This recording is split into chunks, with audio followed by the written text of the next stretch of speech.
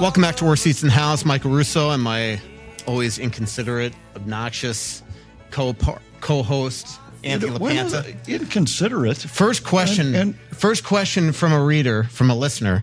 Why did he not think it was necessary to tell you he would take the team bus in Calgary? Why would I tell you I was going to take Because the team you bus? wanted a ride to the rink. You were supposed to meet at noon in the lobby. No, that's false. Yes, it was 100%. No, it wasn't. The conversation was that you were driving because You asked me even that day, what time are you leaving? Right. And I said noon. And a normal person would be like, all right, I'm going to take the team bus. No. So the night before, the conversation started because you announced it was going to be a blizzard. And I said, oh, so that means I might not be able to walk to the rink. And you said, oh, I have a car. I'm going to drive. And I said, what time are you going to go? You said noon. And then you looked at me and said, well, unless you have to go earlier. And I was like, well, if I go earlier, I'll just ride the bus.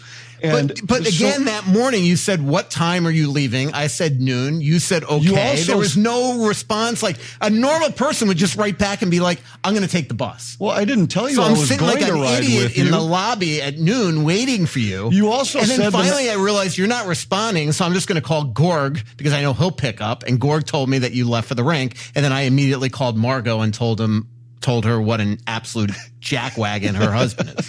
If you remember right, too, the night before, you also invited me to breakfast in your lounge. And then all of a sudden I texted you. I said, hey, what time are you going to have breakfast? Oh, I ate already. I'm at the mall buying socks. Yes. So that's more inconsiderate. Well, first of all, you texted me at like 10 a.m. No, what time is breakfast? It was 9:15. And you were already, I already ate and I'm at the mall. Well, why don't you text me and say, hey, by the way, I'm going to breakfast? Because I was offering you, like you wanted a favor by eating free breakfast in my lounge. And so you should be the one to go earlier. Invited. I should not have to tell you that I'm going I think that earlier. was more inconsiderate because of hunger is more important than a fatigue of a walk. Yeah. By the way, if you want to hear more of this, we're going to Spain next summer. So our next Russo LaPanta trip is going to be in Spain. Look out for information on that. There's nothing like going on a Russo LaPanta trip because what you just heard is what you will hear for 8 days. Oh boy, there's nothing better than that. That's a ringing endorsement. Yeah. I'm excited about Spain, though. I've never been. So Madrid and Barcelona, and there's a few other stops mixed in Barcelona. There. And it'll be terrific. I'm excited about it. Yeah, I love. So I haven't spent enough time in Madrid, but Barcelona is freaking. It's like awesome. It's also like budget friendly. Kind of like Portugal last year. I thought everything was. So let's talk about this. Well, you've also glazed over the most important news of the week. What? Panthers 5, Scribes 4. I know. And it could have been worse. It should have been worse. I don't know what hell. I was ahead like 6-3, 8-1 all week. 8-1, and all of a sudden I look at the end and it was 5-4. I don't know what the hell happened. Yeah, but it's still a win. Yeah, no, you beat me, and I'm sinking like a ship the last 3-4 weeks. There's no doubt about it. Hopefully this is a better week. You know what's killing me? Goaltending. Bobrovsky and Shesterkin are just absolutely annihilating me. Yeah, be nice. You know, it'd be nice to have like somebody like as good as Gustafsson on your team. Yeah, that would be nice. It's really exciting. Somebody as good as Georgiev, who beat the hell out of Bobrovsky late in the week last week. Oh my God, I don't know what's going on with Bob. Like he looks like brutal right now. And the Capitals goaltending has been terrific. Logan Thompson's been really good. Yeah. Charlie Lindgren's been pretty good. But it'll be interesting to see if the Caps can maintain that now with Ovechkin on the shelf. What an amazing start he was off to, and all of a sudden the record was within sight in the very near future, where before the season, would you have guessed it was even possible this year? No, not at all. Mid next year at the earliest. Yep. Kirill Kaprizov. So again, pay attention to our social media for the Spain update. Once we get the pricing out, we'll get that out. And everybody, we're going around July 8th, I believe, next year. Kirill Kaprizov in practice today, clearly playing tonight in line rushes back on the number one line with Matt Boldy and Yul Eriksson-Ek. Murat Huznadinov not in line rushes, just saw him downstairs. He's limping pretty bad still from that Evan Bouchard gutsy block shot that he made in Edmonton on Thursday night. But Kirill misses the Saturday game against Calgary. He has an MRI on when they got back here yesterday on Sunday, and man, did he dodge a bullet, because no serious injury, and then he's out there today looking like no worse than the wear. Yeah, and I wonder about the precautionary nature of him not playing in Calgary the other day. you get the feeling like if this was playoff time or even a team desperate in a playoff race, maybe it's something he tries to play through. I'm not sure about that, but the way he was walking around the day before, it looked fine. Day game in Calgary. Yeah, you even put a picture of him and Boldy down the street. It wasn't he and Boldy, it was he and Brodin. Oh, okay. But I was just happened to be walking behind him, and I was like, he looks like he's walking fine. But it just was I think you're right. It's fortunate that it wasn't something major. As soon as he's out of the game, you immediately, in the back of your mind, you start to think, like, oh, this maybe is worse. The fact that he had come back and finished the game in Edmonton led you to believe it was not much. But then anytime a guy's out like that, you immediately are like, uh-oh, did they find something or something not right when he woke up or whatever. I'm just Wilder fortunate he's back, and he wants to play against Winnipeg. Yep. So if there's what do you think of the hit by Kajula? Like, to me, it's 2-minute trip or kneeing. Yeah. I don't think it's more than that. No, I didn't think it was more than that, but I thought it was a penalty. Yeah. I mean, to me, he tried to hit him square. There is no rule that you can't hit a guy through the neutral zone. In fact, that morning on the Athletic Hockey Show, I actually talked about Kirill Kaprizov and how it scares me to death the way that he just takes it for granted that when he flies through the neutral zone that nobody's going to step up on him just because it doesn't happen in today's NHL almost ever. Guys literally peel off. There, Kajula didn't. Kajula is a player that you're not going to be in the NHL if you're not hitting guys. And, I don't think you look at it so quick. I don't think he sits there and says, I'm going to go hit the Wild's best player. I think he sees him coming and reacts to it. Yeah, I don't think there's any question he knew it was Kaprizov and he's going to hit him, but I didn't think it was anything malice with like sticking his knee out to make sure he hit him with the knee. But it's still a knee-on-knee hit. Yeah. And that, to me, still should be a penalty. It's like a guy who steps on your stick. It's inadvertent, but it's still a trip. Right. I mean, it's not like you stuck your stick between his feet to intentionally trip him, but you can still get called for a trip even when it's not intentional. And in that case, that's what I thought it was. I thought he was attempting to make a legal hit, but he did hit him knee-on-knee, and that, to me, should have been a penalty. No doubt about that. The other calls that went against Minnesota, I thought, on this trip were more egregious, and there were 3 that stood out to me. Delayed penalty coming in Edmonton, and Boldy gets tripped, and right away the one official throws up one finger like to say, hey, we're only taking one, which I hate when guys, that's a guy managing the game. Well, and he points to his partner, like same thing. He points to his partner to tell him only one. When you got to actually let everybody know that you're only calling one penalty, that means that you're purposely not calling the second. You're ignoring one. The second one was clearly a trip. Yeah. If you showed that video to 32 general managers, to 32 coaches, 32 of them would tell you that's a trip. And it doesn't matter if there was already a power play. It doesn't matter if there was already a penalty coming. It's a trip. Yep. And then the play where Hartman collides with the goaltender, and he immediately is standing there and he puts his hands out to say it was inadvertent or he got checked in, and he's clearly saying that was not a penalty. Mm-hmm. And then proceeds to watch Hartman get cross-checked 4 times in the back of the head, waiting for somebody from the Wild to show up so that he can take one from each side. You decided already that the contact with the goaltender was not a penalty. Yeah. You've already made that decision. And then you let Rasmus Andersson, the guy, you cross-check him into the head. Right, exactly. Times. If you thought that Hartman hitting the goaltender... It was actually Weegar, right? It was Weegar that did the initial check, I think, into the goaltender, and then it was Anderson that came over and cross-checked. Yeah. But if you thought the initial contact was worthy of a penalty, then call it. But he had clearly said that's not a penalty. So now what Matt Boldy does is just happens to be the first guy to arrive. Did you see how little contact Boldy made with anybody? And that we're going to take a rough for both of them. It's so embarrassing. I turned to Wes Walls. I said, if what Matt Boldy just did is a roughing penalty, there will be 7,000 penalties in this game. Yeah. We won't play more than 3-on-3 hockey the rest of the day. And it's stuff like that just drives me bonkers. And then the third one's the goalie interference. Same referee. And the other referee is 4 feet from the play. Maybe he's 15 feet from the play.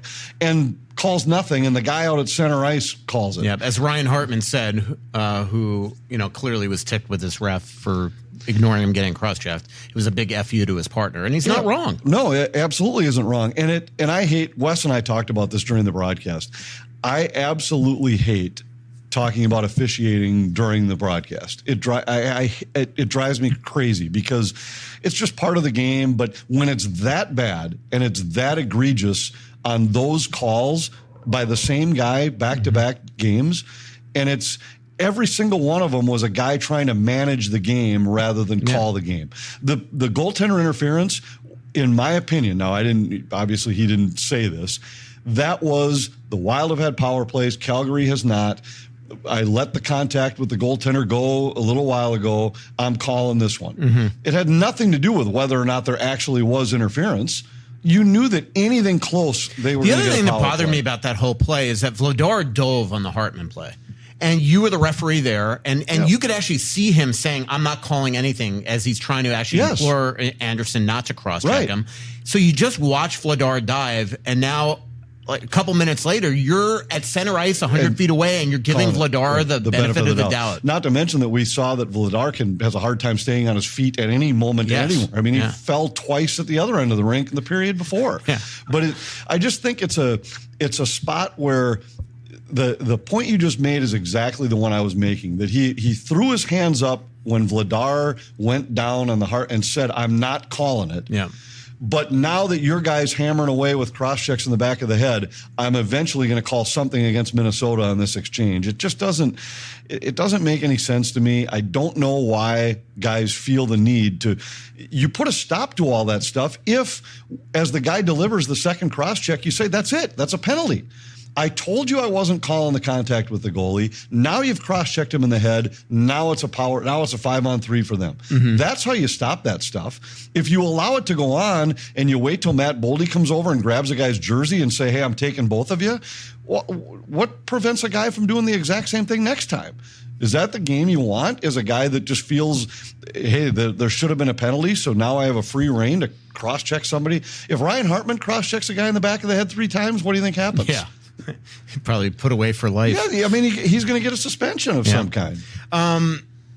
By the way, December 17th is our next live show. That is at Splitrocks, 7 p.m. So hopefully we see everybody there. We'll have the Brock Faber jersey that everybody can register, and we'll be giving that out in January. And we'll have a bunch of other things. Huge podcast because the most important NHL franchise comes to town the next night, the Florida Panthers, for big Wednesday night, 8:30 p.m. puck Didn't drop. You used to cover the Panthers? Yeah, I did. You know what? I don't know what they were thinking up in Calgary or in Edmonton. Did you see they have like the Wall of Fame for the people that have covered them? I mean, you covered the Oilers in the Cup Finals. Yeah. They should add that to me. Picture they should add that to me. I have the Wall of Fame in Florida. So December 17th is our next live show, 7 p.m. Splitrocks. Yeah. The conflict of interest. They couldn't put a Florida Panther Wall You know what of would be Fame nice guy is if up on maybe the Joe Edmonton O'Donnell wall. came and did that podcast December 17th. That was my favorite podcast of the year. Maybe 2 years. So Marco Rossi on the ice with the extra attacker. Last podcast I said that's who I want on the ice with the extra attacker. He scores a big goal in a game where, like, I thought he was pretty passive throughout the game. And I just, I even tweeted at one point after what I thought was not a great shift by him, like, this is a game that you really want to see him take charge. No Zuccarello, no Huzendinov, no Kaprizov. And then obviously John put him on the ice there with the extra attacker. He changes for Jake Middleton, who extended his shift. Marco was actually supposed to be out there earlier.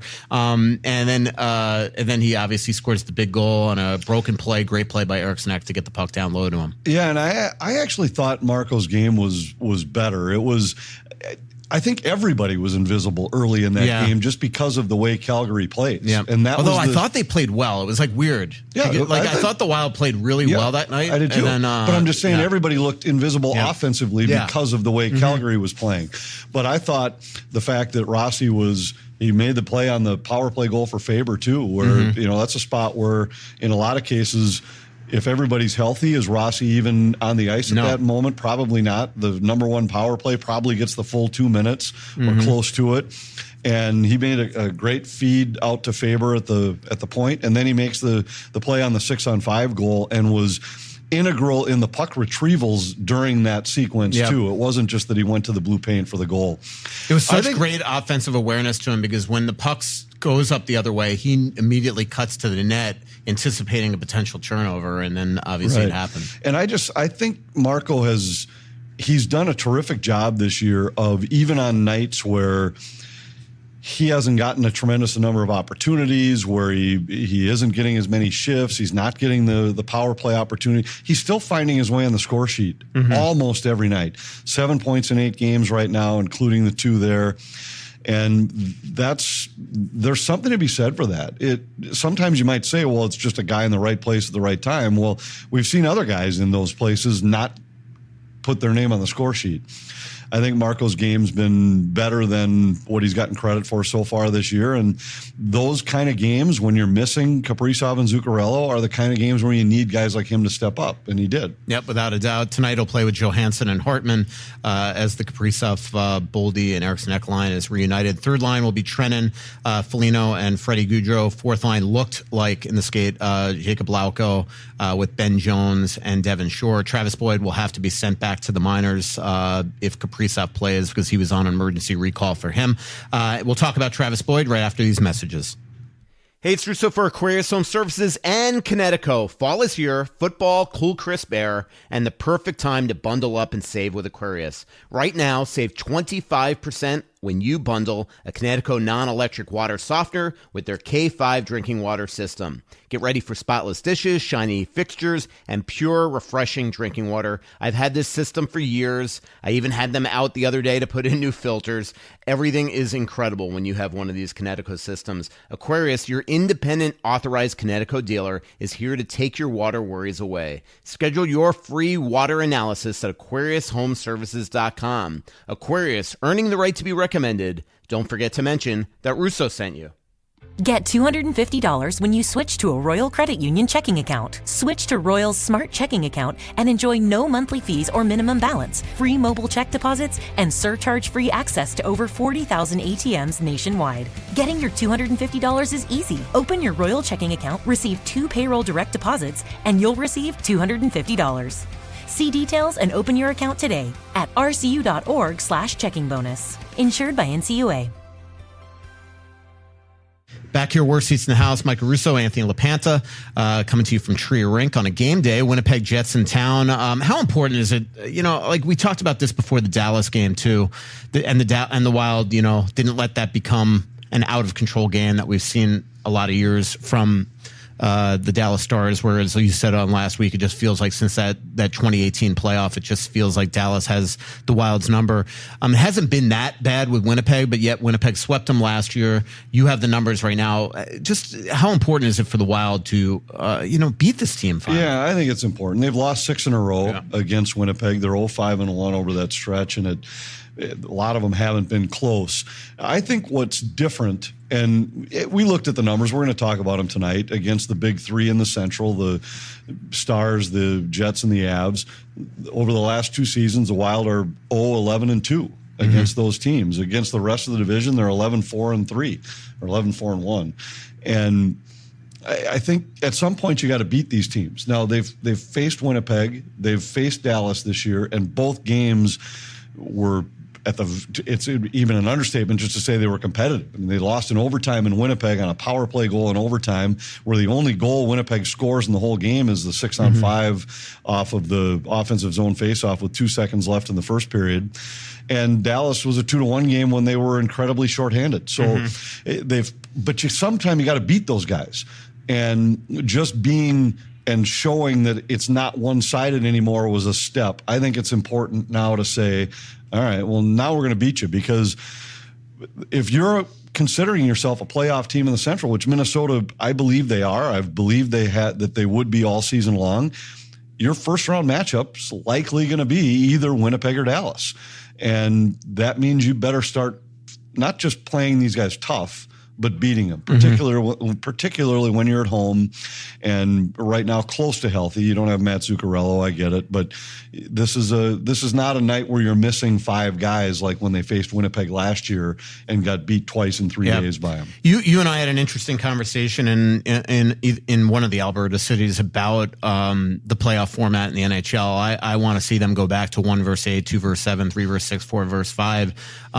You actually think that the division format is not only good, but you want to see him go further, right? I'd like to see him take it to the next level. And so I think there's 2 steps that could happen. One is, if you want to have the 2 wild card teams where the first 3 in the divisions make it and then the 2 wild cards like they do right now, I'd like to see them say we're only going to have those teams cross over to have wild card number 2 play overall number 1 if you've got 5 from the same division. If you end up with 4 from each division, just keep the teams within the division. And I think it was last year we ended up with both series were crossover series where 4 in the Central went and played 1 in the Pacific and vice versa. I think it's great for the rivalries. If you look at, these kind of matchups, Minnesota, Winnipeg, that went to a new level when they played in the playoffs. They've got a rivalry with Dallas because of playoff series, with Colorado, St. Louis because of playoff series. They had it for those years with Chicago when they faced Chicago 3 years in a row. And I went back and looked at it a couple of years ago and then a couple times throughout the season. If you went to 1-8, most times it's like one series that would be different. And it's usually a point or 2 of difference. And I mean, even if you just look at it right now, you'd have, Minnesota would be the 3 because the division winners were always the 1 and the 2.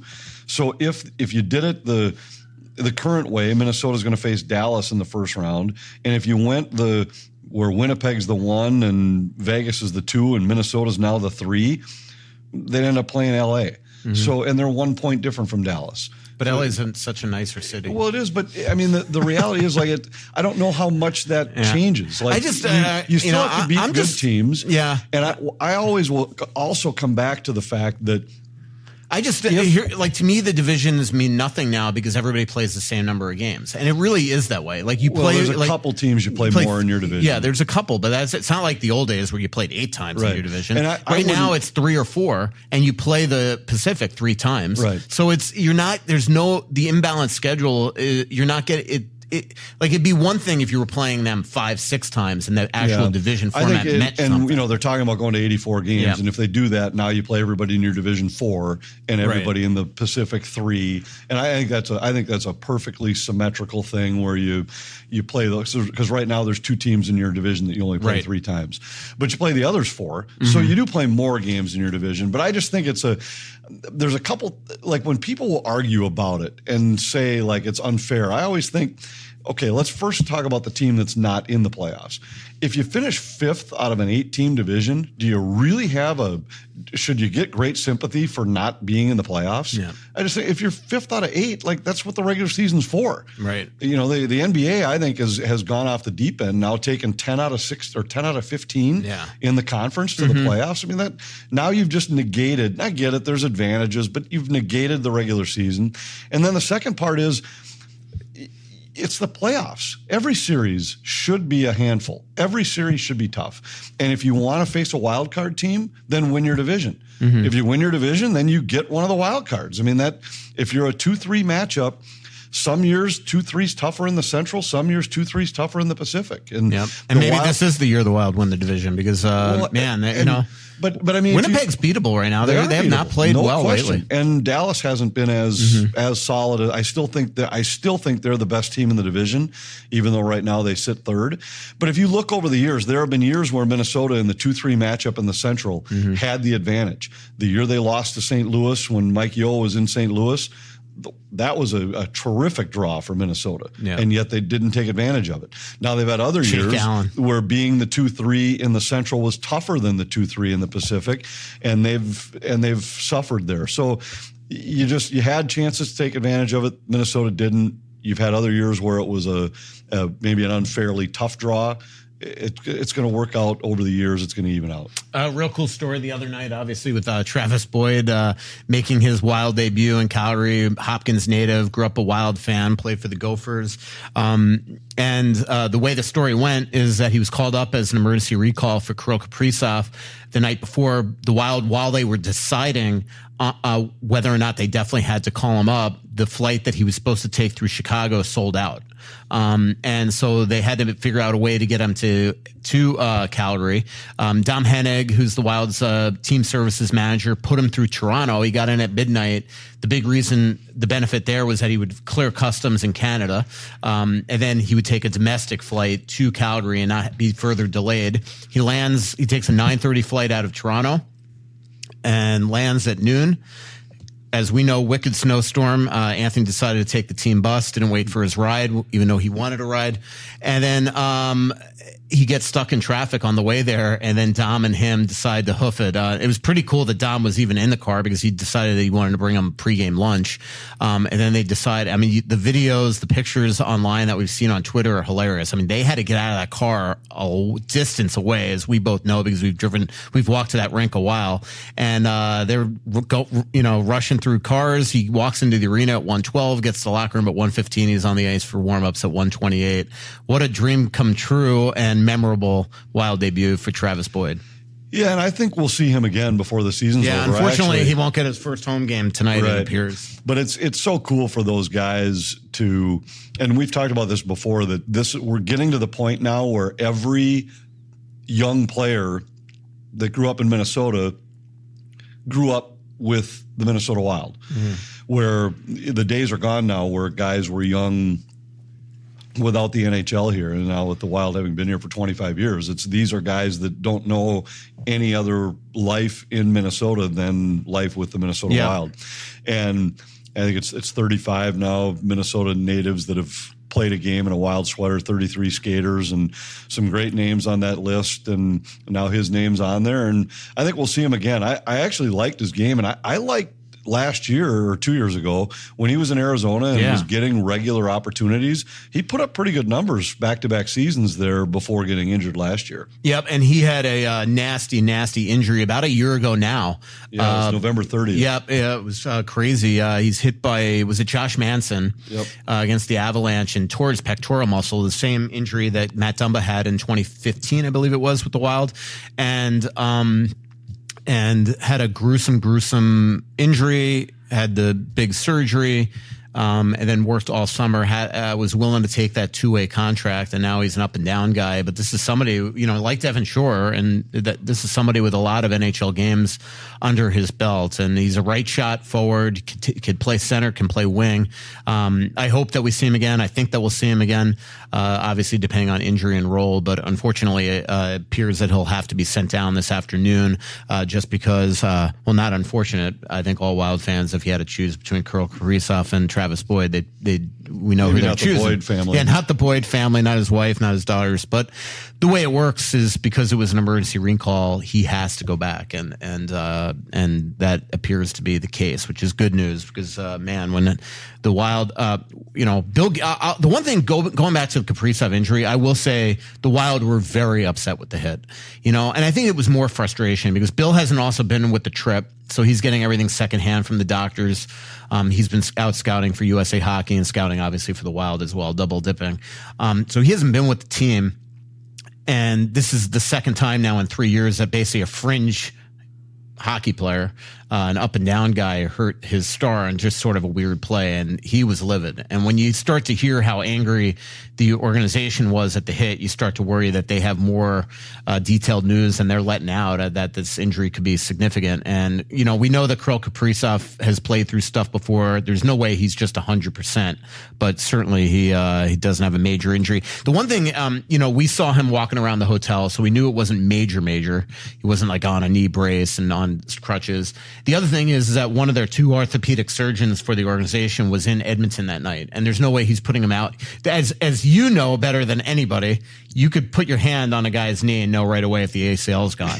And, exactly. And the fact that the orthopedic surgeon threw him back on the ice, you knew he didn't have a torn ACL, but then as you said, you wonder, what did he wake up? Could there be a meniscus problem, a patella problem, an MCL sprain, whatever? Yep. But the fact that he played on it. I remember waking up the next morning and having a little bit more pain in the knee than I did the day before. Remind people of that story when Dr. Boyd was it Sheldon or Dr. Boyd? It was Sheldon, and we had gone skiing up in Whistler, and I fell on the first run of the day. We had taken all the gondolas and everything all the way up to the top of the mountain. I fell, and we went to the bottom, got to the chairlift line. I went to push off, and I was like, man, my knee hurts. So we ride back up. I say, hey, you guys go. I'm just going to sit in the chalet. I'll have a couple of beers and meet me at lunch and I'll be fine. When they came in to meet me at lunch, it's like, nope, this isn't going to work. So I skied down the hill. I'm going to take the easy runs down, meet you guys. I ski down, we ride back to Vancouver, go to dinner. And as I was walking through the hotel, I saw the training staff and I said, hey, can I come and see you guys in the morning to take a look at my knee? I tweaked it skiing today. Yep, come and see us in the morning. So I go in the training room the next day for skate, and they put a hand on my thigh, other hand on my shin, and start to move my knee back and forth. And says, wait a second, let me see the other leg. Does that. And he said, yeah, your ACL's gone. It's like, wait, what? This just took like 4 seconds to diagnose, and couldn't it be anything else? No. Call Dr. Boyd, tell him when we get back to the cities that he's going to come in for an MRI and schedule the ACL surgery for when the season's over. It's like, well, this just kind of happened. I thought they were going to say, yeah, stay off it for a couple days and you'll be fine. You hear stories like that and you just laugh when like a coach is like, yeah, we're going to get more info tomorrow. We don't know right now. Yeah. You know, you just don't want to say. Yeah. But yeah, I mean, and from my perspective, I feel like I was supposed to be on TV with you the next night. I was. Yeah. And I texted John Strogos, who was at the time the producer, and he's like, there was an incident on the hill today, just FYI. Yeah, that was not, it was not great. And but I'll never forget just sitting there and, when you sit down and you're fully expected. Yeah.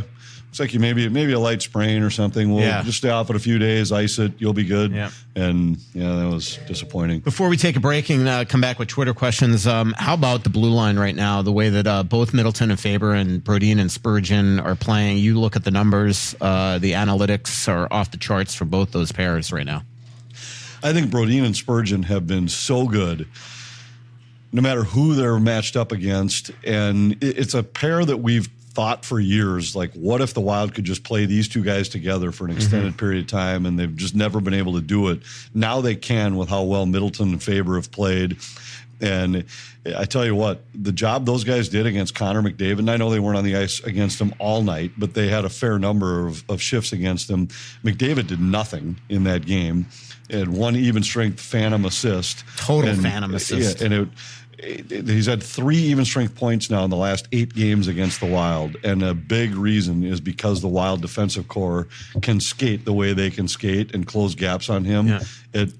I just love talking to Jonas about it the next day, because I know he takes great pride in it. We've done a video segment with him where we've taken a look at some plays against McDavid and let him explain what he's thinking, how his positioning is determined, all that kind of stuff. I know it matters to him. He just will never really open up and talk about it. Remind me before next year's NHL Media Tour, when I sit down with McDavid, I want to see, because I bet you the way that McDavid looks at opponents, I bet you he's got an unbelievable amount of respect for Brodin. Probably. Probably hates his guts. There were a couple plays. And doesn't understand why he can't. There were a couple plays that we showed Brodin when we sat down, where you can tell by McDavid's reaction that he's like, how in the world did I not beat that guy? Yeah. Like, where he'd think he had him beat wide, and Brodin would just be able to turn and close the gap on him and get a stick back on it. And you could tell by his reaction a couple times, like looking back over his shoulder, like, who the hell was that? Yep. Let's take a quick break. Deer hunting season is here, and it's time to own your odds with OnX Hunt, the GPS hunting app trusted by millions of hunters. With the Hunt app, you'll have access to nationwide public and private land ownership information, waypoints, tracks, and much more, all at your fingertips. Go to onxmaps.com/hunt. That's onxmaps.com/hunt to sign up today. We love supporting local businesses. We love working with local businesses. I started buying stuff at Twill in the Edina Galleria a long time ago. When I started this podcast network, I was really hoping I'd be able to work with Scott Dayton, the founder and owner of Twill, and I was lucky enough to be able to do so. Now my closet is pretty much all Twill stuff. I don't get free stuff. I don't get discounts. I don't ask for discounts. I go there and pay full freight because I want to support a local business, also because the stuff is awesome. Just bought a fresh batch. I'm about to go on a vacation with my wife. Everything I'm packing is Twill stuff because it wears well. It's comfortable. It doesn't wrinkle on planes. It doesn't wrinkle in suitcases. It comes out looking good. It wears like iron, and I'm never going to have to replace it. It's just so simple. Everything from from casual shoes to dressy shoes to golf stuff to dress stuff to suits By the way, you get everything tailor fit, which really helps me out, and everything from gopher stuff to winter stuff to summer stuff. They just have everything. So go to twillmn.com, sign up for email updates. They won't send you anything unless they have a very specific event they want you to know about. They won't spam you. And go in there and say hello. Tell them we sent you. It's just a pleasant group of knowledgeable people. They are experts at what they do.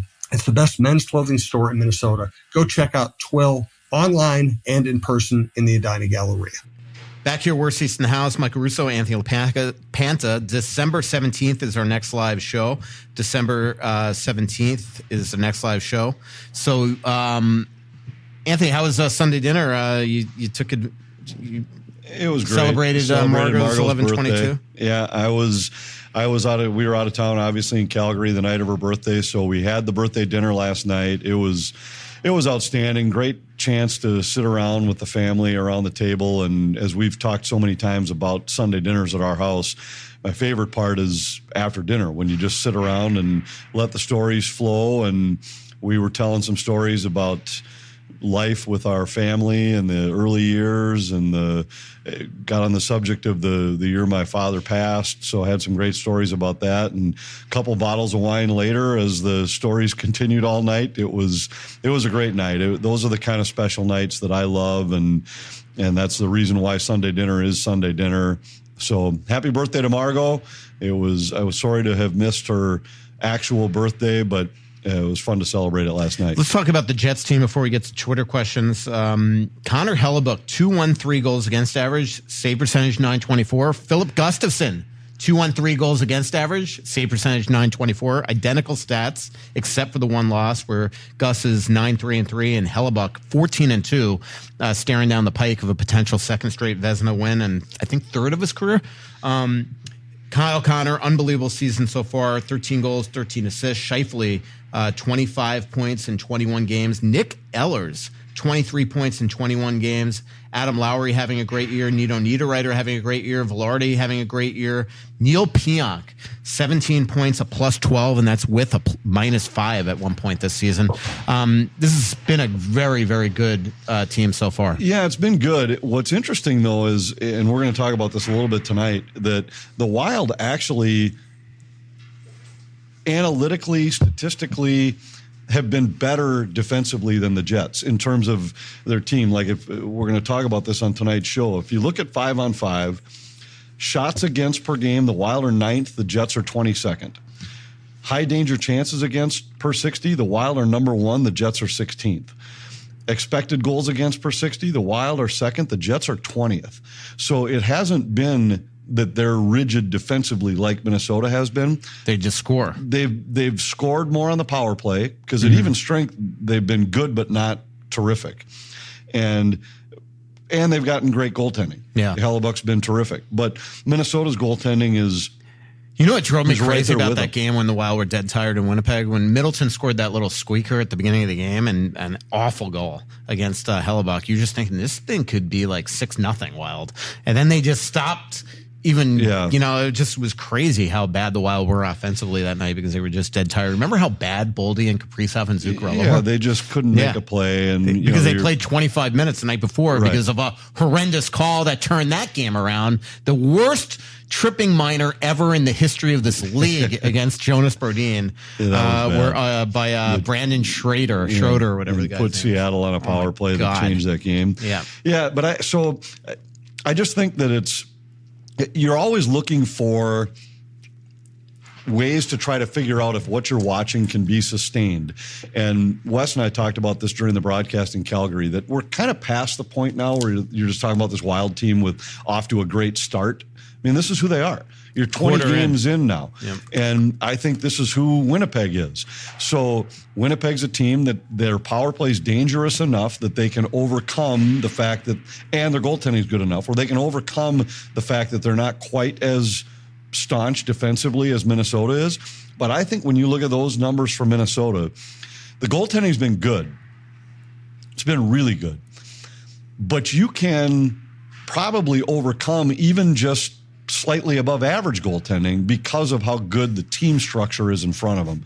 And I think anytime you're starting to talk about a team 20 games in with these kind of numbers, you're talking about a team that's going to be in this thing to the finish. I know this isn't the first time I've asked you this question, Anthony, but when you talk about sustainability, do you think that the expected goals for the Wild being 32nd in the league is sustainable if that continues? Like, can you defend your way to the playoffs the way they are, or is that eventually going to start to come back to earth and then the scoring becomes a significant worry? Both. Mm-hmm. I don't think you can. I don't think you can contend for a division title sitting 32nd in expected goals for. Mm-hmm. I think you can if you're in the bottom third, as long as you're defending the way they're defending. Because then the other thing is that expected goals, which I'm a big believer in the stat. It doesn't take into consideration who it is. Yeah, so if it's Kaprizov, this shot from this circle might have a 4.4% chance of going in. But when it's Kirill Kaprizov, it's got a 20% chance. So there is something to be said for star power, and the Wild have that now like they've never had it before with Kaprizov. Like a good example is that Boldy goal in Edmonton that tied the game up. That from a expected goal standpoint is probably minimal, right? By the way, tell everybody, you know what we haven't talked about, the flurry play. Tell everybody, you looked up what the expected goals are. 0.01% chance of going in. So when that puck went in, right now Marc-Andre Fleury's saves below expected were at 99.99, or 0.99 goals above expected against him because of it. That is a 0.01% chance of going in. That's hilarious. And I wonder if it was 0.0000, but then it became 0.01 when all of a sudden it went in, and they're like, I guess we got to. It has a chance. Yeah, I guess every time you shoot a puck, it has a chance. It's like Brodin's empty netters all the time, right? He always gets the 180 footers. Right. Let's ask some questions. Chris Bomer asks, read the article by Chris Johnson on The Athletic ranking trade candidates. Would Gus Nyquist make sense as a wing for the Boldy Eriksson-Ek line eventually? Gus was it a 2-year deal in there, or was it 3-year? The problem with anybody with term, and I can't remember if Gus is a UFA.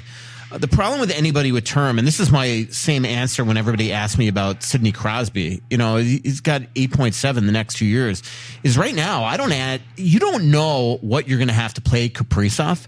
And like, if the cap is going to go up insanely, like if Elliot Friedman's right and it's going to be 110 in 2 years, well, then Kirill Kaprizov's not signing for 14 anymore. It's going to be 16, 17, 18. Right. So the reality is, until you know what you're going to have to pay him, I don't think you could risk adding anybody with term to this organization. Yeah. So to me, anybody that is added by Bill Guerin at some point, it's got to be a UFA. Either that or the term has to be really team friendly. Yeah. I mean, you got to be talking about somebody making 2 per year or something. You can't anything more than that, and you're risking hamstringing yourself. When we've talked about this so many times, that next year is the year where I think the Guerin plan is fair to be evaluated, and that plan right now would be where you're in a spot to keep who you have and maybe add one top 6 type forward. Mm-hmm. Well, you don't want to put yourself in a spot where you can't add what you'd like to be able to add.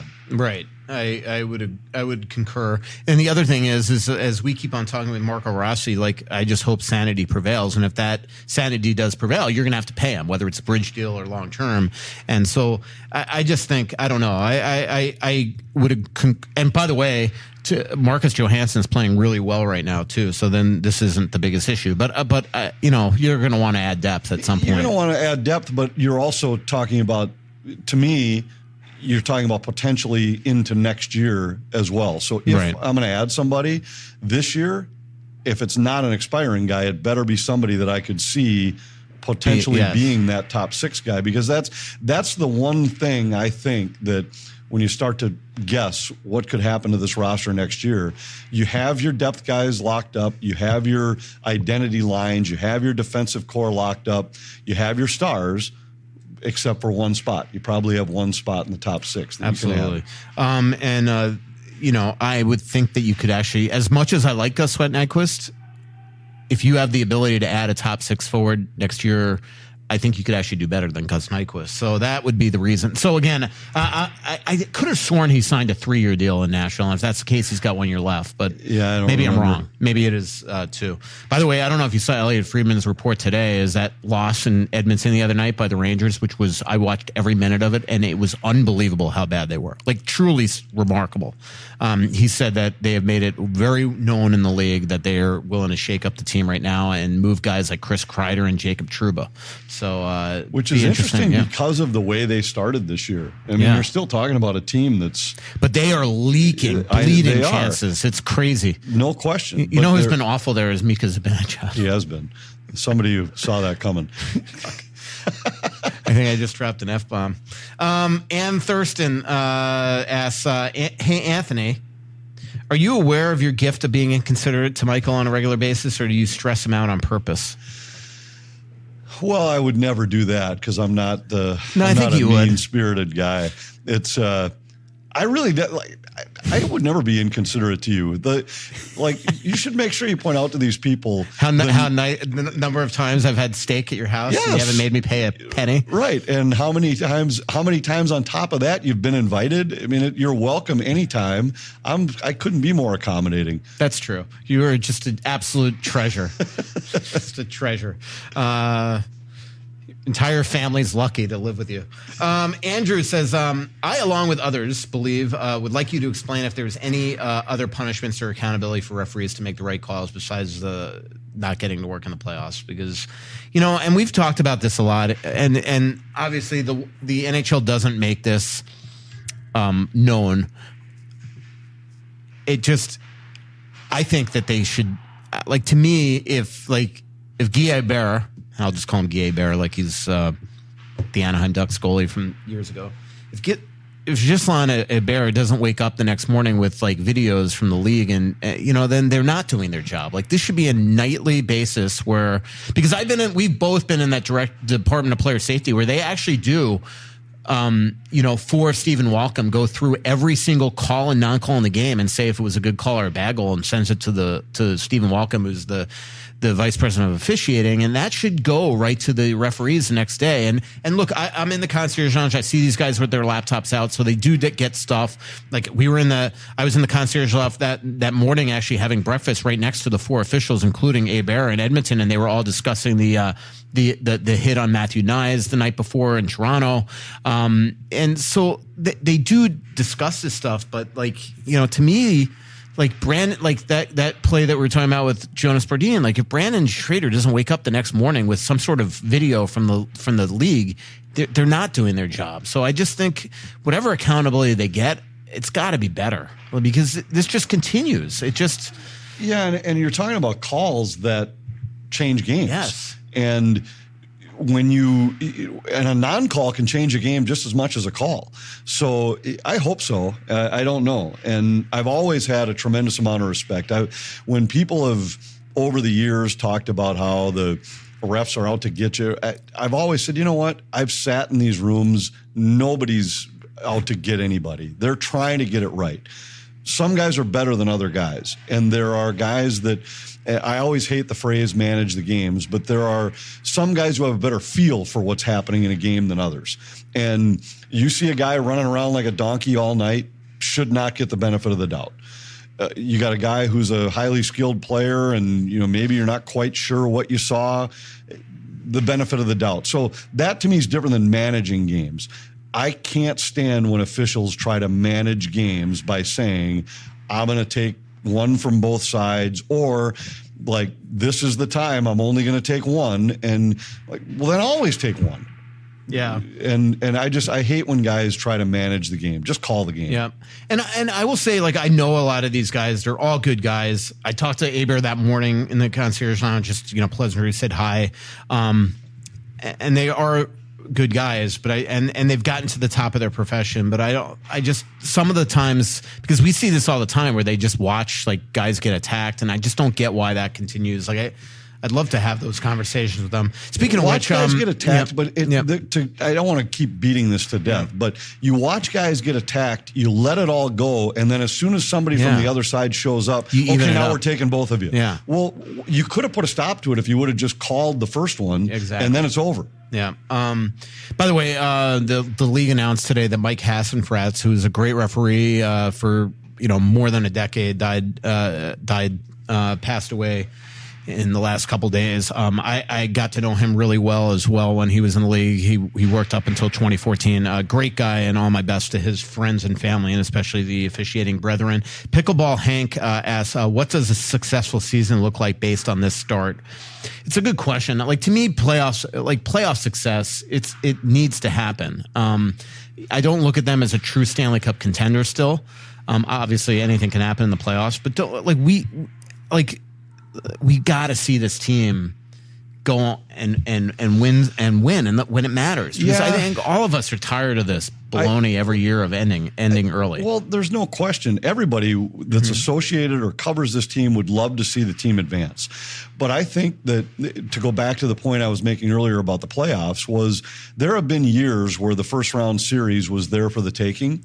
There have been other years where they just frankly faced a team that was better than them in the first round of the playoffs. And exactly what happened, what should have happened, happened. The year Dallas beat them, Dallas was a better team, and Minnesota was beat up. The one that I still will always go back to is the year that Jake Allen stole the series for St. Louis. That was a year where Minnesota was the better team. They actually played better, but just lost. And that's probably the one that you'd look back on all these first-round exits and say that's one that got away. They certainly could have beaten Dallas a couple of years ago and were up 2-1 in the series. They've been up in every series the last 5 or 6 years, right? And so I think it depends on what happens. I mean, let's say that you finish even in the pandemic qualifier, they're up 1-0 in that series against Vancouver. Yeah. And so let's just say, let's say that the standings end something close to what they are right now, and you end up playing Dallas in the first round. Well, they're going to be the underdog. That doesn't make the season a failure if you lose to Dallas in the first round of the playoffs. Dallas might be the best team in the West. And let's even say, again, that's why you got to change the playoff format. But you got to find a way to win that. I agree with you that you got to find a way somehow to have success in the playoffs, but it really depends on what you draw. Now, let's say Dallas wins the division and you wind up in a first round playoff series against Winnipeg. That would be one I'd say, all right, well, this is a time for the team to take the next step. This is a beatable Winnipeg team. It's a team you should be at least on a level playing field with them. But, it depends on who you end up facing. And I wouldn't just arbitrarily say the season's a failure if you don't win the first round of the playoffs. Right. Nick Bronass says, Boldy's contract considered a bargain yet? I'd say so. $7 million. It's just going to continue to be a bargain, especially where the cap is going. Yeah. David Duge says, will the league ever go back to dark road jerseys? My guess is no, but the Wild are actually having a whiteout on Saturday night. Yep, Saturday night against the Nashville Predators, so they'll be wearing white at home, which will be pretty fun. Somebody, by the way, asked me if the Wild would ever consider green helmets with the white jerseys, and I talked to a couple people in the locker room today. There's been a conversations about it, that maybe doing it once in a while, but right now, no change. C-Dog asks, can you give expectations for the timeline for Bouillon and Urov? I think Urov is coming next year, and I think Bouillon will sign after his sophomore season. I like this question from Keith. I'm convinced we'll never hang another banner so long as that silly number 1 is hanging in the rafters. Would Craig ever unretire number 1? It was gimmicky when the Wild did it 24 years ago, and nobody will be offended if they pull that jersey down so someone like Jesper can wear it. First of all, Jesper doesn't want to wear it. He's wearing his number that he actually wants. But it is kind of ridiculous. I don't think that's why they haven't won it. Yeah, I don't. I mean, that poor Northwest Division banner needs company. Yeah, exactly.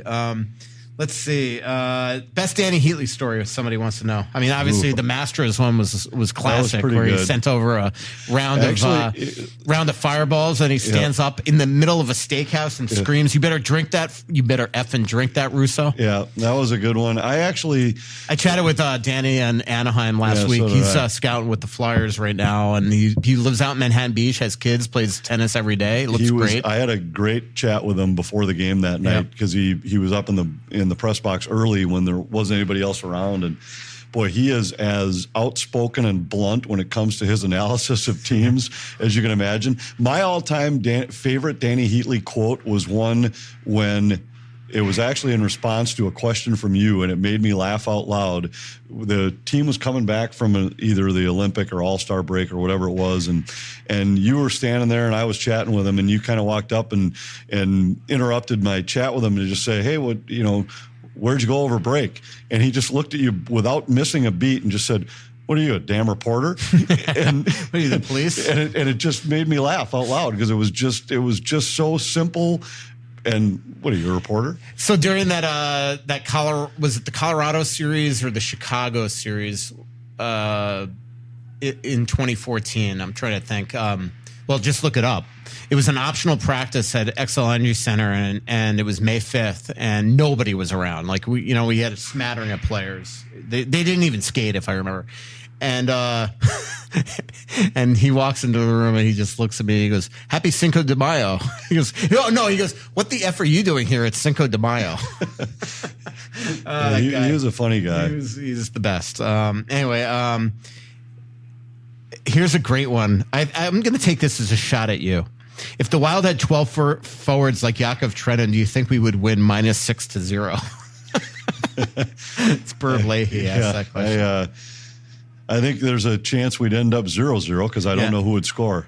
What's your thoughts? We'll wrap this up, but what's your thoughts? Somebody, Boldy Stan, asked about the thoughts about the power play right now. It's obviously in the crapper, although Faber scores the other day, so maybe it turns it around. I mean, I think part of it is just getting Zuccarello, Kaprizov, all them back. It's been Zuccarello's been he's been the engine. He's the quarterback, and it's for 2 years. So not having Zuccarello, it has forced some change for sure. They've gone back and forth with the guys on the top with Chisholm and Faber. When they were on, they were such a great puck retrieval power play. Mm-hmm. It was amazing how many times that the puck would go to the corner and they'd come up with a puck. You've got two of the great puck retrieval guys in Boldy and Eriksson-Ek. It's just a little off right now without Zuccarello, and I think that's a power play that has too much talent on it to struggle all year. Yeah, Nate asks, has there ever been a player taken as deeper in the draft other than Kaprizov that's turned into a star? I mean, there's good examples. Off the top of my head, Pavel Bure was a mid-round pick. Joe Pavelski was a seventh round pick. Pavelski's the guy that right now that comes to mind recently, but all right, fun show, Anthony. December 17th is our next live show at Splitrocks, 7 p.m. And definitely pay attention to our social media for the next Russo LaPanta trip to Spain. Thanks to our incredible sponsors joining us and for you joining us here in the Aquarius Home Services studio. Aquarius Home Services, your local authorized dealer for Connecticut water treatment systems, heating, cooling, everything. Royal Credit Union, Twill in the Edina Galleria, and on X Maps. Thanks, everybody. So much coming out, there's nothing going in. I know that you feel like you're never gonna win. Oh, but the world